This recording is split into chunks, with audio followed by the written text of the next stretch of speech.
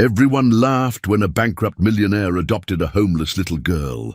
Then he found out she was the heir to a $1 billion empire.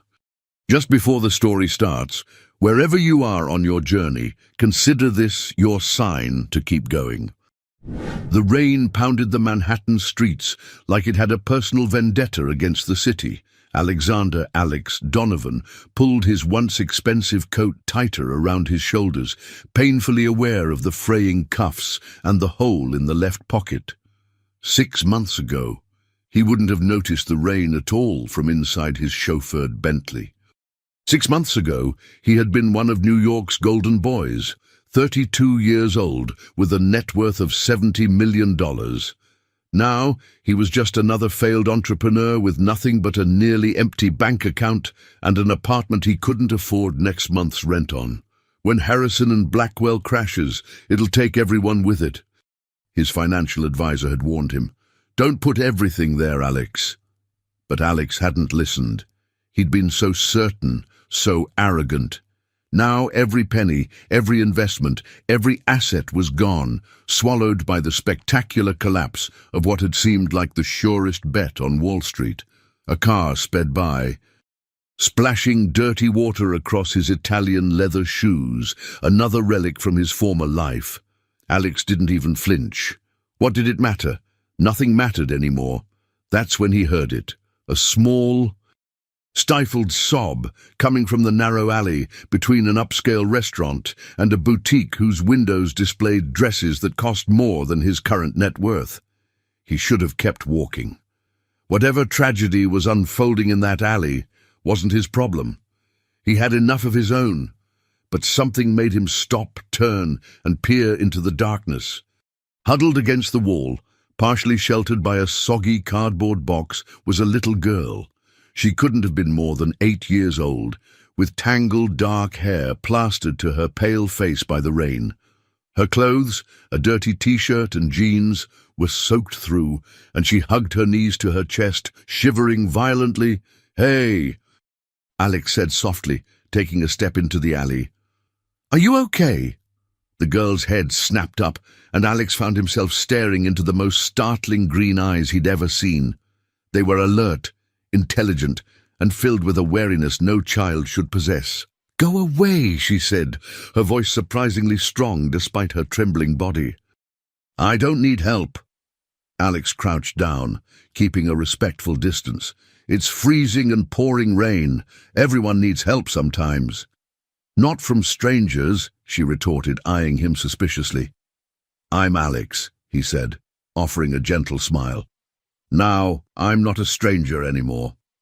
The girl didn't return the smile. "That's not how it works."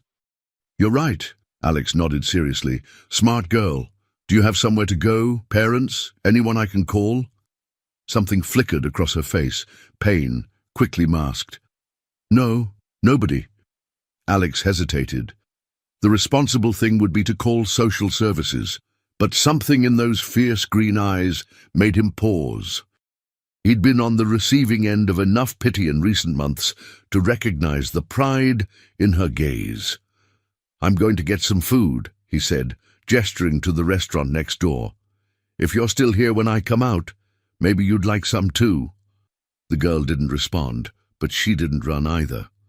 20 minutes later, Alex emerged with a paper bag containing a cheeseburger, fries, and a hot chocolate. The girl was still there, though she'd retreated further into her cardboard shelter. "Here," he said, setting the bag down and stepping back. "It's getting colder tonight. The forecast says it might drop below freezing." The girl stared at the bag, then at Alex, suspicion warring with hunger on her small face. "What's your name?" Alex asked.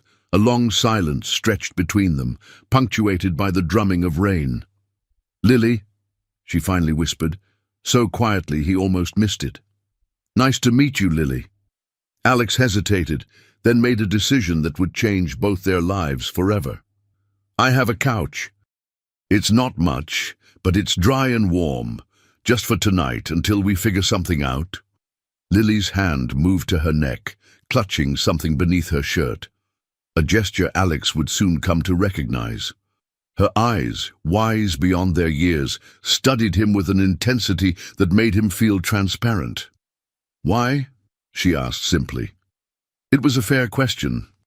One Alex wasn't sure he could answer. Why was he, a man who'd lost everything, offering help to a street kid? Maybe because when you've fallen from the height he had, you gain perspective on what truly matters. "Because," he said finally, "everyone deserves a second chance." Lily's fingers tightened around whatever hung from her neck, a necklace or pendant of some kind. Her gaze never leaving his face, she slowly reached for the paper bag with her free hand. "Just for tonight," she agreed warily. Neither of them knew it then. But that pendant hidden beneath Lily's shirt, an ornate silver key with a distinctive emblem, was about to unlock a mystery that would reshape both their destinies. And the emblem? It belonged to one of the wealthiest, most secretive families in America, a family that had been searching for their missing heir for 3 long years.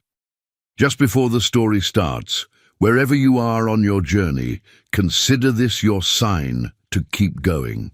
Alex's apartment was a painful reminder of how far he had fallen. The living room still housed his designer furniture, the last remnants of his former life that he couldn't bear to part with yet. But the bar cart was empty, the artwork sold, and the fridge contained nothing but leftover Chinese food and half a carton of milk. "It's not much right now," Alex said as he flipped on the lights, suddenly self-conscious about the stack of unpaid bills on the coffee table. Lily stood rigidly by the door, her small backpack clutched to her chest. Green eyes darting around the room as if mapping escape routes. "Bathroom's down the hall if you want to clean up," Alex offered. "I can find you something dry to wear." Lily's gaze settled on him, that unnerving, analytical stare that made Alex feel like she was reading his soul. "Why are you helping me?" Alex sighed, running a hand through his damp hair. "Honestly, I don't know. Maybe because nobody helped me when Harrison and Blackwell went under." "Harrison and Blackwell?" Something flickered across Lily's face. "Recognition?" "Yeah, investment firm. Huge scandal. You wouldn't have heard of it." "I might have," Lily said quietly, then quickly changed the subject. "I can sleep on the floor. The couch is all yours. I'll get you some towels." When Alex returned with towels and a t-shirt that would swallow her small frame, Lily had placed her backpack carefully on the floor and was examining a framed photo on the mantel. "Is this your family?" she asked, pointing to the image of Alex with an older couple. "My parents," Alex nodded.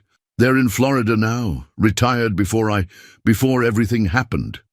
"They don't know you lost everything?" Lily's bluntness was startling. "No," Alex admitted. "They think I'm still doing great." Lily nodded, as if this made perfect sense to her. Adults lie to protect people they love. The way she said it, with such world-weary certainty, made Alex's heart ache. "Sometimes," he agreed, "but sometimes the truth is better, even when it hurts." Lily's fingers drifted to her neck, touching that hidden pendant again. "Not always," she whispered. Later, after Lily had showered and changed into his t-shirt, Alex made hot chocolate and sandwiches. He couldn't help but notice how Lily inspected the food carefully before taking small, measured bites. "Tomorrow we should talk about next steps," Alex said gently. "There are people who can help you find a proper home." Lily's face hardened. "No foster care, no orphanages. I won't go." "Lily, I had a home," she interrupted, her voice cracking slightly. "I can't go back there." "Why not?" She set down her mug, those extraordinary green eyes suddenly filled with shadows. "Because they'd kill me too." Before Alex could process this bombshell, Lily curled up on the couch, turning her back to him. The conversation was clearly over. That night, Alex lay awake in his bed, replaying Lily's words in his mind. Who was this child? What had she seen? What was she running from? Around 2 a.m., a scream pierced the darkness. Alex bolted from his bed to find Lily thrashing on the couch, caught in the grip of a nightmare. "No, "Uncle Richard, please, don't hurt them," she cried, her small body convulsing with terror. Alex gently shook her awake. "Lily, it's okay. You're safe." Her eyes flew open, wild with panic. For a moment she didn't seem to recognize him. Then she whispered a name that would change everything. "Victoria. My real name is Victoria." Lily, or Victoria, acted as if nothing had happened, refusing to acknowledge her midnight confession. She ate the cereal Alex prepared, perched on a kitchen stool with perfect posture that seemed instinctive rather than taught. "So," Alex began carefully, "about what you said last night." "I was having a nightmare," she interrupted flatly. "I say weird things when I have nightmares." Alex studied her face. Despite her youth, she was an accomplished liar, but her eyes betrayed her, flicking away when she spoke the untruth. "Okay," he said, deciding not to push. "But we still need to figure out what happens next. I have a friend who works in social services. She could—" "No." Lily's spoon clattered against the bowl. "I told you, no officials. They'll send me back." "Back where, Lily? To this uncle you mentioned?" Lily's knuckles whitened around her spoon. "I'm not talking about this." A knock at the door made them both jump. Alex approached cautiously, peering through the peephole to see Meredith Chen, his friend from college, who now worked for the city's child welfare department. "Sorry to drop by, unannounced," Meredith said when he opened the door, her eyes quickly taking in the scene. Alex in rumpled clothes, a small girl at his kitchen counter. "But you left 3 messages about a child in trouble." Lily shot Alex a look of such betrayal that he physically flinched. "It's not what you think," he told Meredith quickly. "I found her on the street last night. It was raining. I couldn't just leave her there." Meredith's professional demeanor softened slightly. "Of course not. But Alex, you can't just take in a child.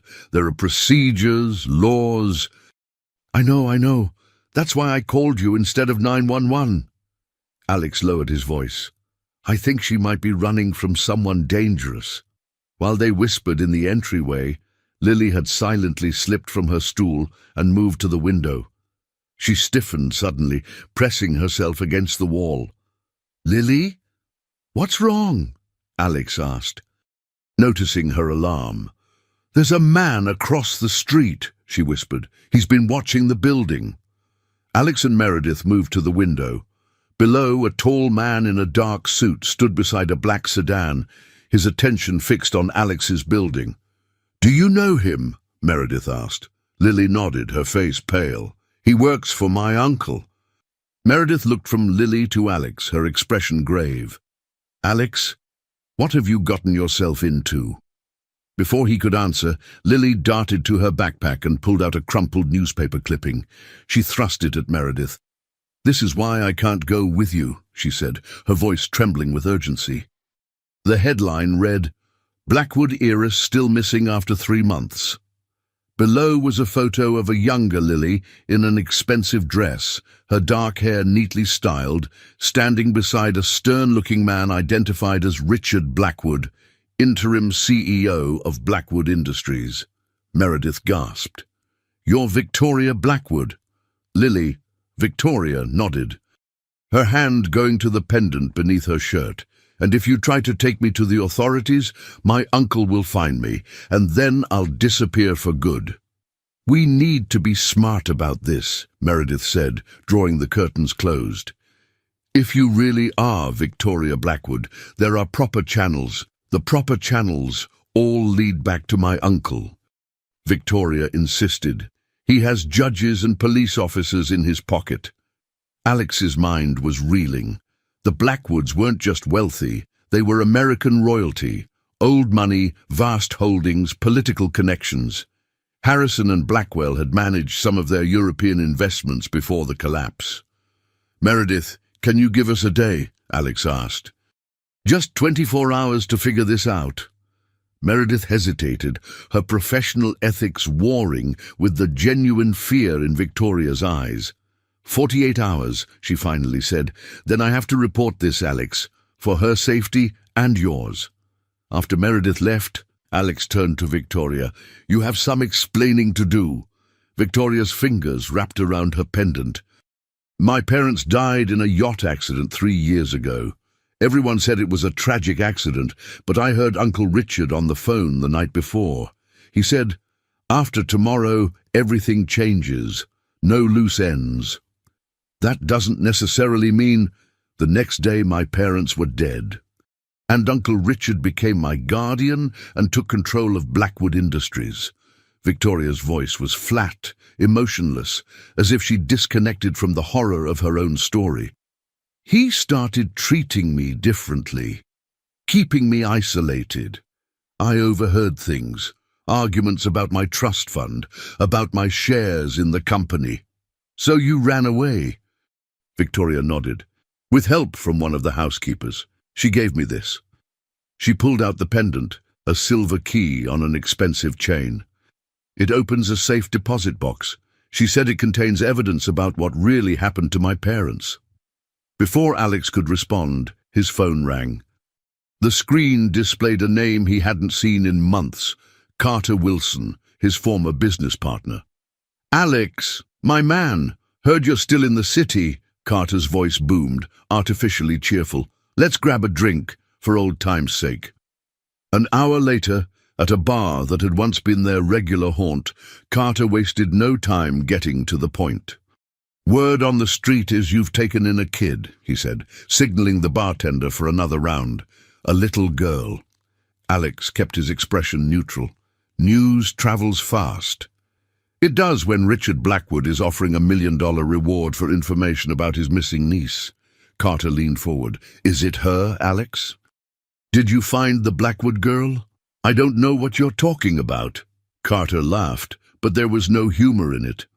"Always a bad liar. Look, I'm giving you a friendly heads up.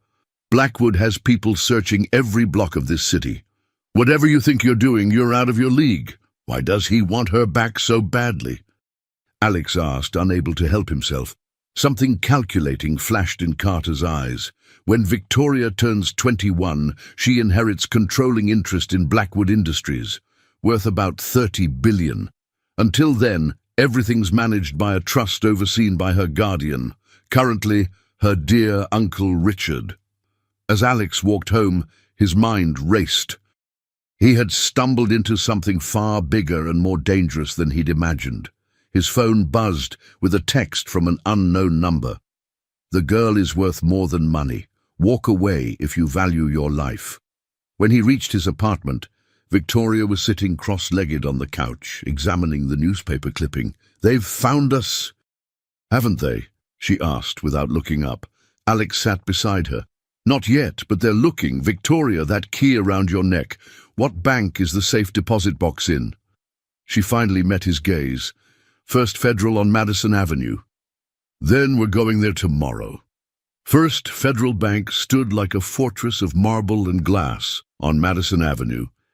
Alex, dressed in his last good suit, and Victoria, wearing a hastily purchased dress and coat, approached the counter with practiced confidence. "I'd like to access my safe deposit box," Alex said smoothly, presenting his ID and a story about Victoria being his niece, accompanying him on a family errand. The bank manager frowned at Victoria's key. "Sir, this box belongs to the Blackwood estate. I can't authorize access without—" "My mother is Eleanor Blackwood," Victoria interrupted, her voice suddenly taking on an imperious tone that sent chills down Alex's spine. "This is my key, given to me by my mother before her death." The manager hesitated, clearly recognizing the name. "I would need verification of your identity, miss." "Call Richard Blackwood, then," Victoria challenged, her green eyes flashing. "Tell him Victoria is here to claim what's rightfully hers. See how quickly he arrives." The manager blanched. "That won't be necessary. Please, follow me." Inside the private viewing room, Victoria's hands trembled as she inserted the key into the lock. The box contained 3 items: a USB drive, a handwritten letter, and a small recording device. "My mother's handwriting," Victoria whispered, unfolding the letter. Alex gave her privacy to read it. focusing instead on the USB drive. He plugged it into his phone, finding it contained financial records, photographs, and a video file labeled Insurance. In the video, Eleanor Blackwood, a striking woman with Victoria's green eyes, spoke directly to the camera. "If you're watching this, Richard has made his move against us. The documents on this drive prove he's been embezzling from Blackwood Industries for years. Charles and I confronted him last night. We're meeting with the board tomorrow. Victoria, if anything happens to us, do not trust Richard. The recording device contains his confession. We love you, sweetheart. Stay safe." The video ended, leaving them in stunned silence. "They didn't just have evidence of his embezzlement," Victoria said, her voice hollow as she held up the letter. "Mom writes that Uncle Richard was selling proprietary technology to foreign competitors. He would have gone to prison for treason." Alex's phone buzzed, a news alert about Richard Blackwood announcing a new technology partnership worth billions. The press conference was scheduled for tomorrow. "We need to get this to the authorities," Alex said. "The real authorities, not local police who might be in his pocket." Victoria nodded, carefully repacking the items. "The FBI. Mom mentions an agent in her letter, someone she trusted." As they left the bank, neither noticed the sleek black car pulling away from the curb, nor the photographer across the street capturing their exit. Back at the apartment, Alex contacted the FBI agent mentioned in Eleanor's letter, Special Agent Diana Reynolds. She agreed to meet them the following morning. "We did it," Alex told Victoria, a weight lifting from his shoulders. "By this time tomorrow, your uncle will be exposed, and you'll be safe." Victoria's smile didn't reach her eyes. "What happens to me then?" The question caught Alex off guard. "Well, you'll get your life back. Your inheritance." "I don't care about the money," she interrupted. "Where will I live? Who will take care of me?" The vulnerability in her question made Alex's chest tighten. Before he could answer, his phone rang. Meredith, her voice tight with panic. "Alex, there are men with badges asking questions about you and a little girl. They say they're federal agents, but something feels off. Get out of there now." Keeping pace with Alex's long strides through the back alleys of Manhattan, "Somewhere they won't look for us." Alex pulled out his phone and dialed a number he hadn't called in months. 2 hours later, they sat in the living room of Jessica Hayes, Alex's ex-fiancée, who had left him when his fortune disappeared. "You have some nerve showing up here," Jessica said, arms crossed, "especially with a child in tow." "We just need one night," Alex pleaded. "We're meeting the FBI in the morning." Jessica's expression softened when she looked at Victoria. "Fine. One night. The guest room is made up." After Victoria had gone to bed, Jessica confronted Alex in the kitchen. "What have you gotten yourself into? There was a news report about Richard Blackwood's missing niece. Is that her?" Alex hesitated, then told her everything. When he finished, Jessica looked stunned. "You really believe this, child? That a man like Richard Blackwood murdered his own brother for money?" "I've seen the evidence," Alex insisted, "and I've looked into her eyes when she talks about it. She's telling the truth." Jessica studied him for a long moment. "You've changed, Alex. The man I knew 6 months ago wouldn't have risked everything for a stranger. Maybe losing everything showed me what really matters," Alex replied quietly. In the guest bedroom, Victoria lay awake, clutching the evidence to her chest. Through the thin walls, she could hear Alex defending her, believing in her. Tears slid silently down her cheeks, not of sadness, but of something she hadn't felt in 3 years. Hope. Morning brought a flurry of activity. Alex contacted Agent Reynolds to confirm their meeting at a federal building downtown. As Victoria carefully repacked the evidence, Jessica prepared breakfast, her initial frostiness melting as she watched the tender way Alex interacted with the girl. "Be careful today," Jessica told them as they prepared to leave. "Whatever happens, you've done a good thing, Alex." They were halfway to the elevator when Victoria froze. "Wait," she whispered. "I forgot the recording device. It's on the nightstand." "I'll get it," Alex said. "Wait here with Jessica." He jogged back to the apartment, found the small device, and was heading back when his phone buzzed with a text from Victoria's number. "Trap! Run!" Alex sprinted for the stairwell instead of the elevator. Through the fire exit window, he could see the street below. Jessica being forced into a black SUV, Victoria nowhere in sight. His phone rang, an unknown number. With dread, he answered. "Mr. Donovan," said a cultured voice he recognized from news broadcasts as belonging to Richard Blackwood. "I believe you have something of mine, both the evidence and my niece. If you hurt her, don't be dramatic. Victoria is family. I simply want what's best for her." The voice hardened. "The evidence, however, is another matter. Bring everything to the Blackwood Tower rooftop at noon, or your friend Jessica won't live to see dinner." The line went dead. Alex slumped against the wall, the weight of impossible choices crushing down on him. Then his phone buzzed with a text. Not from Victoria's phone this time, but a new number. "It's V, escaped. They have my phone. Meet me where you found me, hurry." "Victoria," he called softly, moving deeper into the shadows. A small figure detached itself from behind a dumpster. Victoria's face was smudged with dirt, her new dress torn at the hem, but her eyes burned with fierce determination. "They grabbed Jessica right in front of me," she said, her voice quavering slightly. "I slipped away through the service entrance when one of them got a phone call." Alex pulled her into a tight hug, surprising them both. "Thank God you're safe." "They want the evidence," Victoria said, pulling back, "and they want me." Blackwood called. "He's holding Jessica hostage, wants us at Blackwood Tower at noon." Victoria's face hardened, with a resolve no child should possess. "Then we have to split the evidence. Insurance. I'll hide the USB drive somewhere safe." "No, we're staying together," Alex insisted. "I'm not letting you out of my sight again." "You don't understand." Victoria grabbed his arm with surprising strength. "This isn't just about Jessica or me anymore.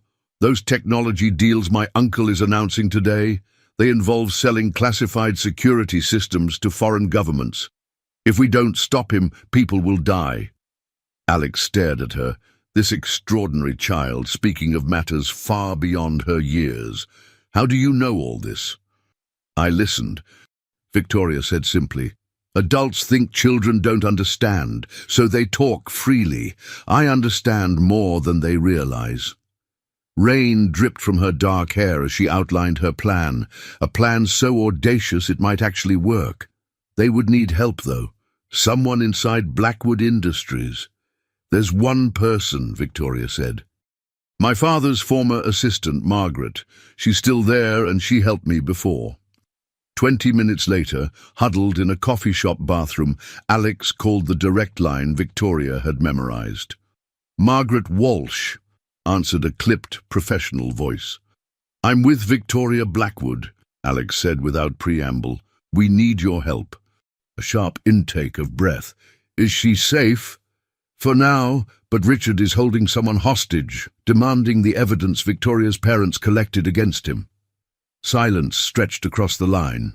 Then, 30 minutes, Bryant Park, northeast corner, come alone.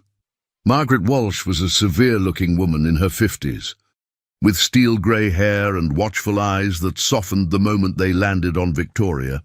"You've grown," she said simply. Victoria nodded. "Did you know about what Uncle Richard did to my parents?" Margaret's face tightened. "I suspected. Your father was going to confront the board about irregularities he'd found. The next day." "The yacht accident," she shook her head. "I helped you run away because I feared for your safety. Now I know I was right." She turned to Alex, assessing him with razor-sharp focus. "You're the failed investor. Donovan, why are you helping her?" Before Alex could answer, Victoria spoke up. "Because he's a good person. The only one who saw me when I was invisible. Something in Margaret's expression shifted. What do you need me to do? Alex explained the situation. Jessica held hostage, the noon deadline, the evidence that could bring down Richard Blackwood. His security will be watching for you both, Margaret warned. Getting into Blackwood Tower won't be easy. We don't need to get in, Victoria said quietly. We need to get Richard out. Margaret's eyebrows rose. How? Victoria pulled the recording device from her pocket. By letting him hear this, just enough to make him panic. As Margaret listened to the recording, Richard Blackwood's voice coldly discussing the unfortunate accident that would befall his brother, her face paled. That cold-blooded monster, she whispered. Can you get a message to him? Alex asked. Tell him we want to meet somewhere less conspicuous, somewhere public. Margaret nodded slowly. I can do better than that. I can get you into his private elevator. She murmured as they approached the private elevator. This card gives you direct access to the executive floor. Victoria knows where to go from there. Victoria herself was already inside the building, smuggled in through the service entrance by a sympathetic kitchen worker Margaret had enlisted. The girl was waiting in a supply closet on the executive floor, ready to implement the next phase of their desperate plan. What if Richard isn't in his office? Alex asked. He will be, Margaret assured him. I've scheduled an emergency pre-press conference briefing. He never misses those. As the elevator doors closed around Alex, Margaret pressed a burner phone into his hand. I've contacted your FBI agent. She'll be here at 12:30 with a warrant. You just need to keep Richard distracted until then.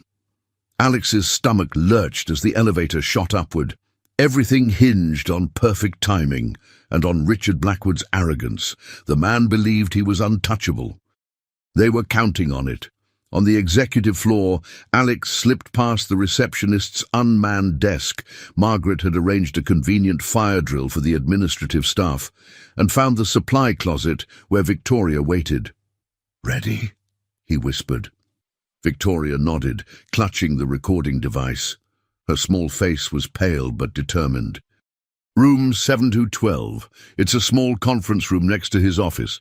Jessica will be there with 2 of his security team. How can you be sure? It's where he always took me when he wanted to talk without his assistant overhearing, Victoria replied, a shadow crossing her face. There's a connecting door to his office. He can come and go without anyone seeing. They moved silently down the plush hallway, Victoria leading with the confidence of someone returning to familiar territory. At room 7212, Alex pressed his ear to the door. Just sit tight, lady. Boss will be here soon. A gruff male voice. This is kidnapping. Jessica's voice. Tight with fear, but defiant. Alex's heart clenched. She was alive. He checked his watch. 11:45. 15 minutes until Richard expected them on the roof. Victoria pointed to a door further down the hall, Richard's office. Following their plan, Alex knocked firmly, while Victoria remained hidden around the corner. Come in. The cultured voice from the phone call. Richard Blackwood looked exactly like his photos, distinguished, silver-haired, with cold eyes that revealed nothing. He sat behind an enormous desk, watching Alex enter with the smugness of a predator eyeing wounded prey. Mr. Donovan, you're early. His gaze flicked past Alex. And alone. Where is my dear niece? Safe, Alex replied, and she'll stay that way. Richard's smile didn't reach his eyes. Bold words from a man who's lost everything. Tell me, how does it feel to fall so far, so fast? Probably the same way it'll feel for you in about 45 minutes, Alex retorted, pulling out the USB drive. I have everything. The embezzlement records, the technology sales to foreign entities, and of course the recording of you planning your brother's murder. Richard's expression didn't change, but a muscle twitched in his jaw. Imaginative, but ultimately a child's fantasy. No court would accept evidence obtained by a runaway child. The FBI might disagree. Agent Reynolds was quite interested in what we found. For the first time, uncertainty flickered across Richard's face. Reynolds? Diana Reynolds? Alex nodded, pressing his advantage. Eleanor's friend from college.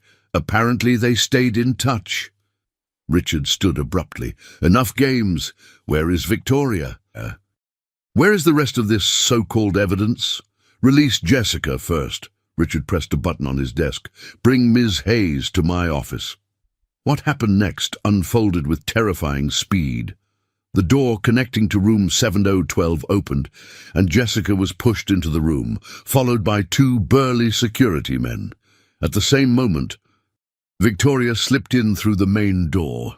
Uncle Richard, she said, her voice steady, despite her trembling hands. It's over. These people have filled your head with terrible lies. Victoria stood her ground. Stop it. I heard you that night. I have the recording. What recording? Richard laughed, turning to his security men. You see how they've manipulated her? Victoria pressed play on the device. Richard's voice filled the room. Charles and Eleanor have become liabilities. The yacht's maintenance was overlooked as instructed. After tomorrow, I'll handle Victoria's trust fund personally. Colour drained from Richard's face. That's doctored, fake. The FBI won't think so, Alex said. And neither will the board when they see the financial records showing how you've been stealing from the company for years. Richard's mask slipped completely, revealing the cold fury beneath. Give me that device, now. Let Jessica go first, Alex insisted. Richard nodded to one of his men, who released his grip on Jessica's arm. She immediately moved to stand beside Alex. The USB drive too, Richard demanded, hand outstretched. Alex hesitated. This was the most dangerous part of their plan. If they surrendered all the evidence. It's a copy, Victoria said suddenly. The originals are with Agent Reynolds already. She's on her way here now. It was a bluff. But Richard couldn't know that. His eyes darted to the windows, calculating. You're lying, he said, but uncertainty had crept into his voice. Check your phone, Alex suggested. Call your contacts at the FBI. Ask if Agent Reynolds requested a warrant this morning. Richard snatched his phone from the desk, fingers flying over the screen. Whatever he read, there drained the remaining colour from his face. Edwards, Morris, he barked at his security men. Get the helicopter ready, now. The men hesitated, looking between Richard and Victoria. Sir, what about the press conference? One asked. Cancelled. Move. As the men hurried out, Richard turned back to Victoria. His expression calculating. You're coming with me. No, she's not. Alex stepped in front of her protectively. Richard pulled a gun from his desk drawer. I wasn't asking. Jessica gasped. Alex pushed Victoria behind him, heart hammering. They'd anticipated many scenarios, but not this. Think, Richard, Alex said, fighting to keep his voice steady. Kidnapping at gunpoint, you'll never get away with it. I already got away with murder, Richard snarled. This is nothing.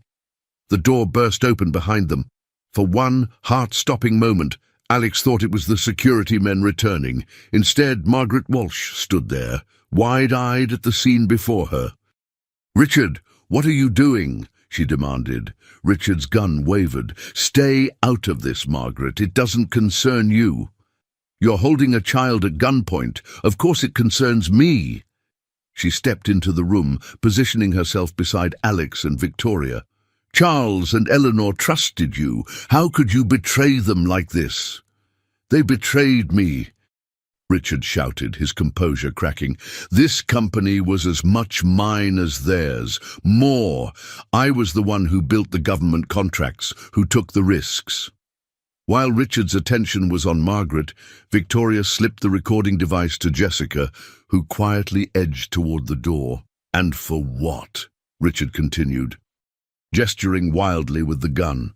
So Charles could take the moral high ground, refusing the defense contracts that would have tripled our value? "So that's why you killed them," Margaret said quietly. "Money." "It was business," Richard replied coldly. "Nothing personal." Victoria stepped out from behind Alex. "It was personal to me," she said, her voice breaking. "They were my parents." Something shifted in Richard's eyes. Regret, perhaps, or simply calculation. His grip on the gun tightened. "I'm sorry it came to this, Victoria. Truly." As he raised the gun, several things happened at once. Jessica bolted from the room. Margaret lunged toward Victoria. And Alex threw himself at Richard. The gun went off with a deafening crack. Grappling with Richard, Richard's manicured hands closed around Alex's throat. "You should have stayed in your lane, Donovan," he hissed. "Poverty suited you." Black spots danced in Alex's vision as Richard squeezed. With his wounded shoulder, Alex couldn't break the grip. Just as consciousness began to fade, the pressure suddenly released. Victoria stood over them, the heavy crystal award from Richard's desk clutched in her small hands. Richard lay stunned beside Alex, a gash on his temple oozing blood. "Alex!" Victoria dropped to her knees beside him. "You're bleeding!" "Just a graze," Alex managed, though fire lanced through his shoulder. "We need to go. Now!" Margaret helped him to his feet, while Victoria kept a wary eye on her unconscious uncle. "The FBI will be here any minute," Margaret assured them. "We should wait." "No," Alex interrupted, pressing his hand against his bleeding shoulder. "Richard's security men will be back first. We need to get Victoria somewhere safe." Detest, as if summoned by his words, the office door flew open. Alex tensed, expecting the security guards. Instead, Agent Diana Reynolds stood there, flanked by 2 FBI agents with weapons drawn. "Federal agents," she announced. "Nobody move." Jessica appeared behind them, breathless. "I found them in the lobby." Agent Reynolds took in the scene. Alex bleeding, Richard unconscious, Victoria still gripping the crystal award. "Victoria Blackwood?" she asked gently.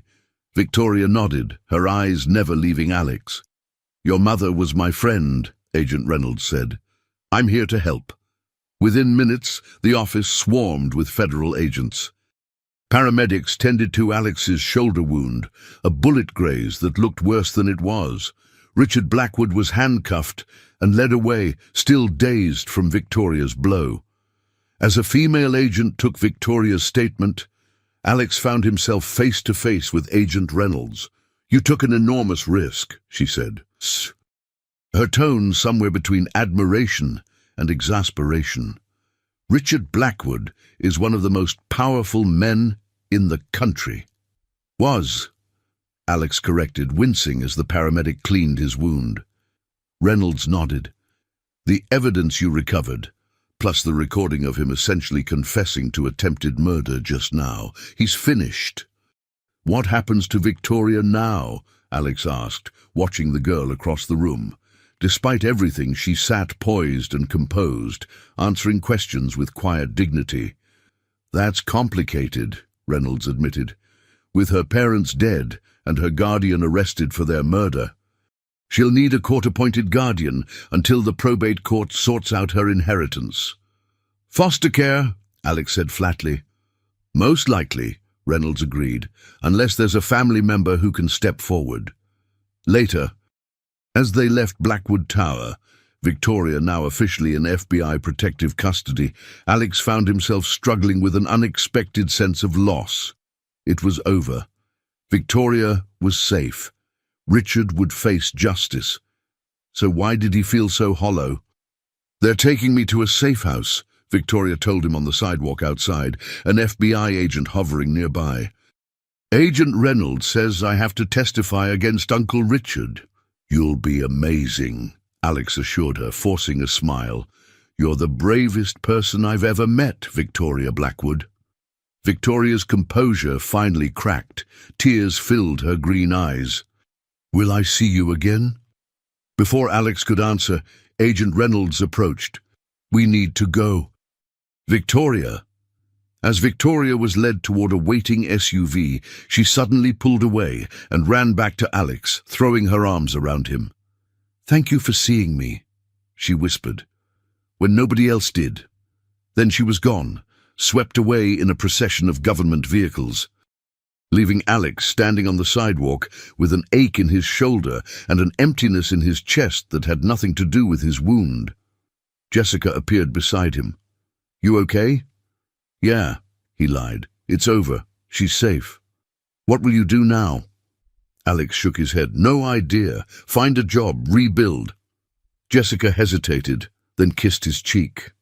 "You're a good man, Alex Donovan, better than I gave you credit for."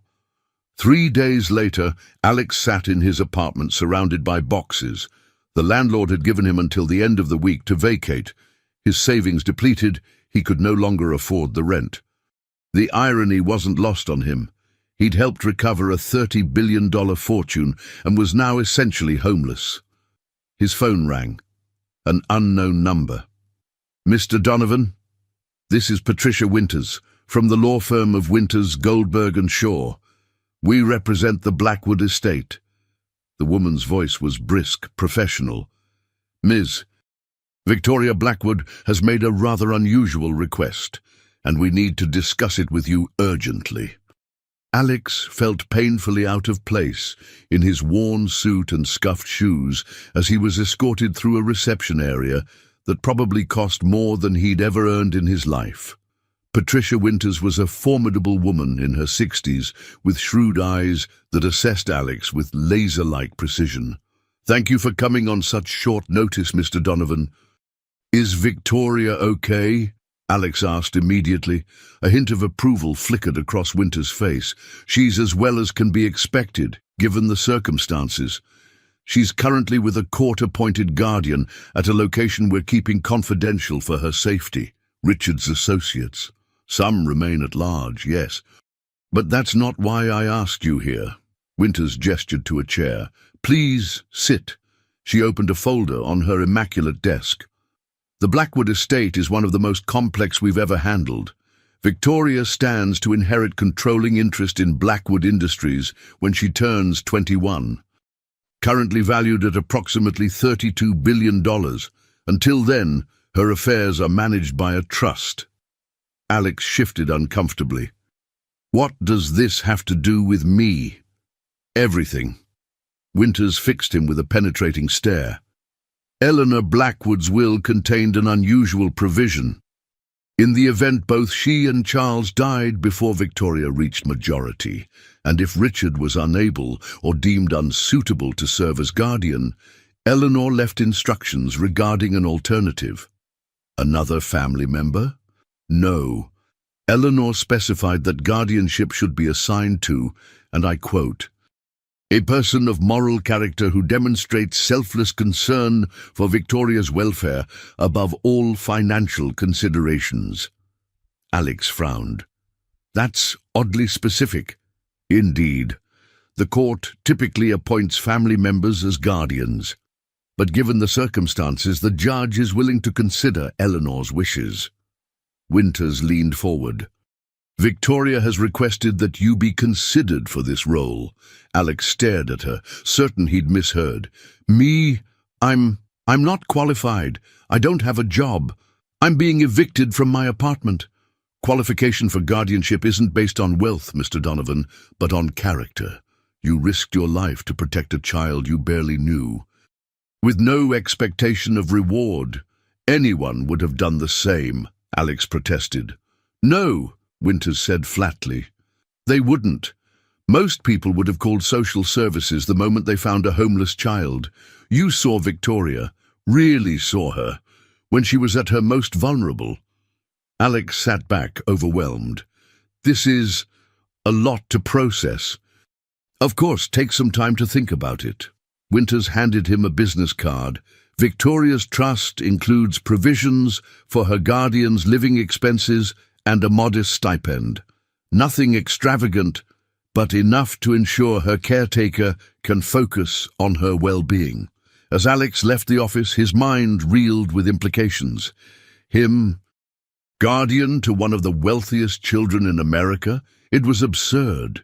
He had no experience with children, no stable income. No. His phone buzzed with a text from Agent Reynolds. "Victoria asking about you daily. Would you consider visiting? It would mean the world to her." Attached was a photo of Victoria in what looked like a comfortable apartment, smiling tentatively at the camera. Around her neck hung the silver key, her mother's last gift, now a symbol of justice and truth. On the street outside, Alex found himself walking aimlessly, processing everything. The sensible answer was clear. He should decline the guardianship. Victoria needed stability, expertise, resources he couldn't provide. Then again, she also needed someone who saw her for who she was, not what she was worth. Alex's phone rang again, Margaret Walsh this time. "They've offered you guardianship, haven't they?" she asked without preamble. "How did you know?" "Because I suggested it," Margaret replied. "I worked with Eleanor for 15 years. I know exactly what she meant by that clause in her will. She wanted someone who would love Victoria for herself, not her inheritance." "But I barely know her," Alex protested. "You know her better than you think," Margaret countered. "You saw past the dirt and defenses to the child beneath. That's more than most people in her life ever did." As the sun set over Manhattan, Alex found himself outside First Federal Bank on Madison Avenue, where this wild journey had truly begun. Through the window, he could see the marble floors where Victoria had stood so bravely, claiming her birthright. His phone buzzed once more. Meredith Chen, from Child Services. "Alex, I just heard about the Blackwood guardianship petition," she said. "Are you going to accept?" "I don't know," he admitted. "It's crazy, right? Me, raising a child?"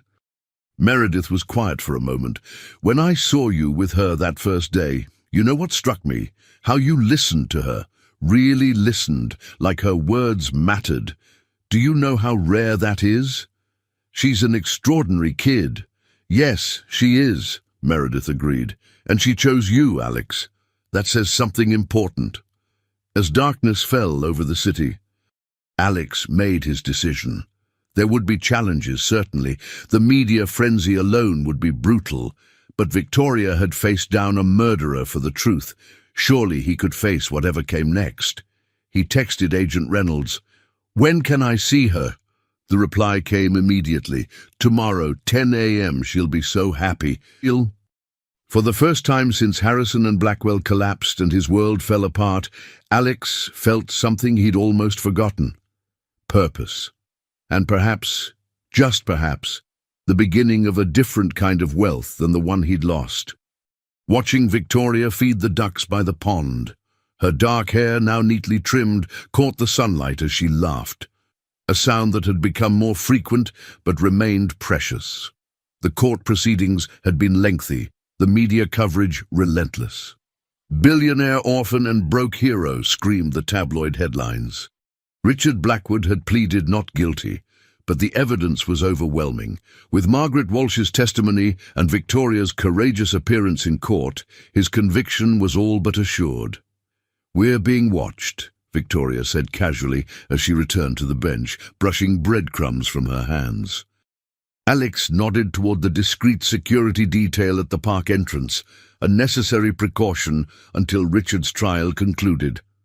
"They're just doing their job." "Not them," Victoria said, with a hint of her old wariness. "The woman by the maple tree. She's been following us since we left the apartment." Alex glanced over to see a familiar figure. "That's Jessica." Victoria's shoulders relaxed slightly. "Your ex-fiancée?" "She's been texting, wanting to talk." Alex hesitated. "Would it be okay if she joined us for a minute?" Victoria considered this, then nodded with the solemn gravity that sometimes made her seem far older than 9. Jessica approached cautiously, her eyes taking in the changes in Alex, the new confidence in his posture, the easy way he sat beside Victoria. "Hi," she said, uncertain for perhaps the first time since Alex had known her. "I hope I'm not interrupting." "We're just feeding ducks," Victoria replied. Studying Jessica with the same careful assessment she applied to everyone who entered their orbit. "You look good, Alex," Jessica said. Both of you do. It was true. The modest townhouse provided by Victoria's trust had given them stability. Alex had enrolled in courses to better understand child development and trauma recovery. Victoria had started at a private school with excellent security and a no-media policy that protected her privacy. "Thanks for helping with the college fund fundraiser," Alex said. The charity he'd established to help underprivileged children had been Jessica's idea, a way to honor what Victoria had endured while helping others. It was nothing. Jessica shrugged. The financial world still feels guilty about Harrison and Blackwell. They'll be writing checks for years. Victoria, who had been watching a family of ducks glide across the water, suddenly asked, "Do you regret it? Leaving Alex when he lost his money?" "Victoria," Alex admonished gently, "that's a personal question." "It's okay," Jessica said, her smile tinged with sadness. "Yes, I do regret it. Very much." Victoria nodded, seemingly satisfied. "People make mistakes. My mother always said it's what you do after that matters." Jessica blinked rapidly, then looked at her watch. "I should go. I have a meeting." She hesitated. "It was good seeing you both." After she left, Victoria asked, "Are you going to get back together with her?" Alex smiled at her directness. "No, that chapter's closed." Victoria seemed relieved.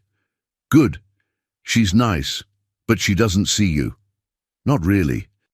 It was one of those moments that reminded Alex of the extraordinary perceptiveness behind those green eyes that sometimes seemed to contain all the wisdom and sorrow of someone who had lived a much longer life. As they walked home, Victoria slipped her small hand into his, a gesture that had once been rare but now came naturally. Their path forward wasn't easy. Victoria still had nightmares. The media still camped outside their home occasionally. The responsibility of raising a child, especially one with Victoria's history and future, sometimes overwhelmed Alex. But they were figuring it out day by day. That evening, as Alex tucked Victoria into bed, she asked a question that had clearly been on her mind. "What happens after Uncle Richard goes to jail? Will I have to run Blackwood Industries when I grow up?" "That's entirely your choice," Alex told her. "Your parents' legacy is yours to shape however you want." Victoria was quiet for a moment. "I've been thinking about changing the company name. Blackwood doesn't feel right anymore." "Oh, what were you thinking?" She fingered the silver key that still hung around her neck. "Donovan Industries has a nice ring to it." Alex's throat tightened unexpectedly.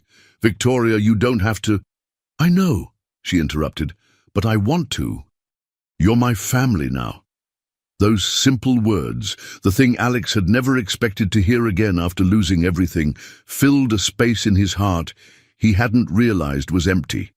1 year to the day after Alex had found Victoria huddled in that rainy alley, they stood together on the steps of the courthouse. Richard Blackwood had been sentenced to life imprisonment for the murders of Charles and Eleanor Blackwood, along with additional charges of fraud, embezzlement, and attempted murder. "How do you feel?"